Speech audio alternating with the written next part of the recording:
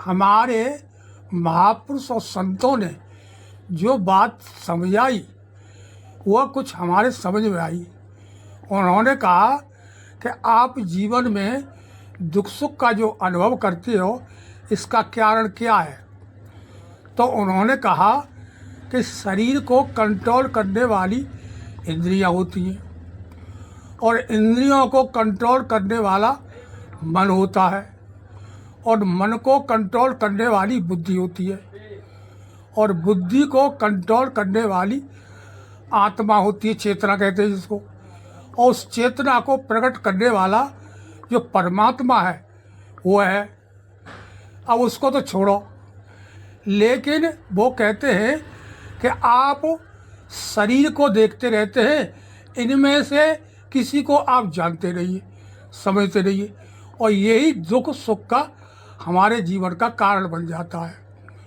शरीर पर विचार करें तो संत कहते हैं कि 30 वर्ष तक तो ये शरीर जवानी में रहता है और 30 वर्ष के बाद ही ये बुढ़ापे की तरफ मुड़ने लग जाता है और हम इसको जवानी में ही रखना चाहते हैं लेकिन काबू में नहीं कर पाते। धीरे धीरे फिर भी ये आँखें देखना कम कर देती हैं, कान सुनना कम कर देते हैं, दांत गिर जाते हैं, खाने में परेशानियां होती हैं और शरीर का एक एक अंग दुखने लग जाता है और अंदर से शरीर गंदगी बन बन करके मुंह और नाक से निकलने लग जाता है।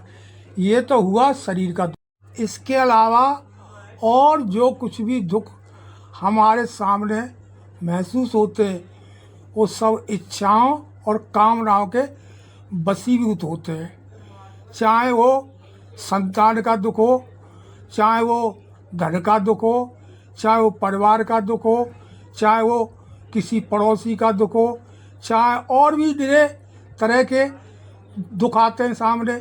जब हमारी कामनाएं उनसे पूरी नहीं होती हैं, इच्छाएं पूरी नहीं होती हैं, तो ये सबसे ज़्यादा मन को दुख होता है और मन ही हमको पीड़ा पहुंचाता है। ये हुआ कामनाओं के प्रति दुख।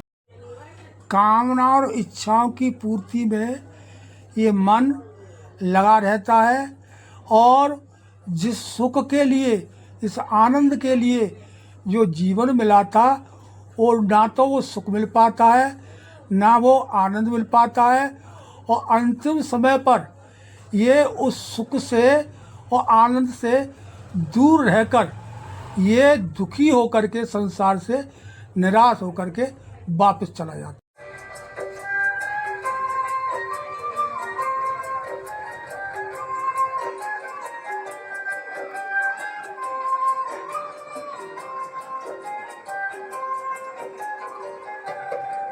इसका भगवान शंकर स्वयं ध्यान करते थे।